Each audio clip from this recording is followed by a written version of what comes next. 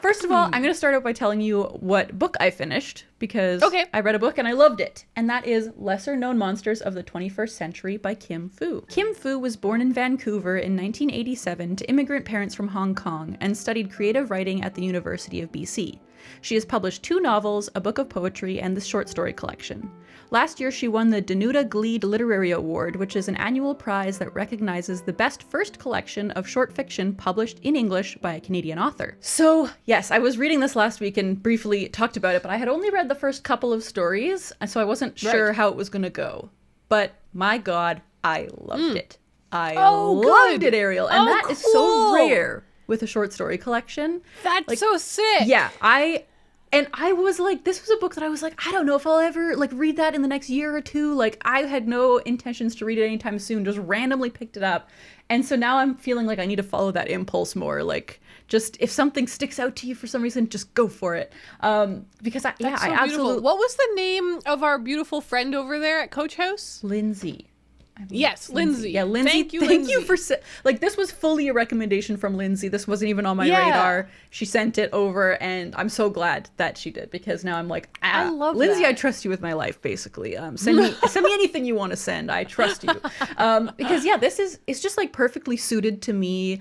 It's got some like Black Mirror vibes, like I mentioned, but it's also like funny and dark, and there's a couple of stories that are kind of like horror adjacent, and it just like ticked all the boxes for me. Like, I just loved every single story. Every single story was totally different from the last one, and they were all written in such a way that just made them really easy to read and just so enjoyable. Like, there's magical realism, horror, sci-fi, like there's all sorts of different genres going on. So it's kind of hard to define this collection, and I don't know if there's really a through line, like through that, you know, that connects all of them. There might be, maybe I just didn't catch it, but I loved this. I have a I have a question for you. Okay, hit me with it. The thing about short story collections is that usually there's such high variance. Yes. At least in my not opinion, but my experience of reading short story collections, I'll like love one of the stories. The next 4 are mid. Then I read a good one, and then 2 mid, and then another good one. Or it can be more even, like a lot of really good ones, but also a lot that I don't like. What was the variance like here? For me, the variance was like every single story pretty much I loved. There was maybe 2 that were like a 4 out of 5 instead of a 5. Okay, but wow. Yeah. But there were none that I disliked. There were none that I hated. Wow. And there were none that I felt were solidly mid. Like, they were all superior. Like, they were all so good. It made me feel like, I feel like I haven't felt this since I read like Skin by Roald Dahl, where it's just like every single story is banger after banger. Like, it just worked for me. Like, I know that obviously not everyone's going to feel the same way, but it also does get really pretty solid reviews. If you look this up on Goodreads, a lot of other people also were like, wait, this is awesome. And I don't know. I think it's partly because I go into short story collections with kind of low expectations because of the variance that usually happens. And so I was just like, every single story, I was like, wait, no, this is awesome. Wait, no, this one's awesome too. And what was cool is that a lot of them are quite short.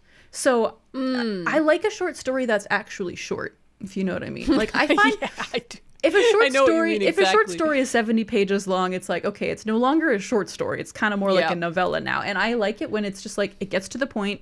There's no like dragging through like, you know, a bunch of exposition. It's just kind of like, no, here's what's happening and we're in it. It's happening.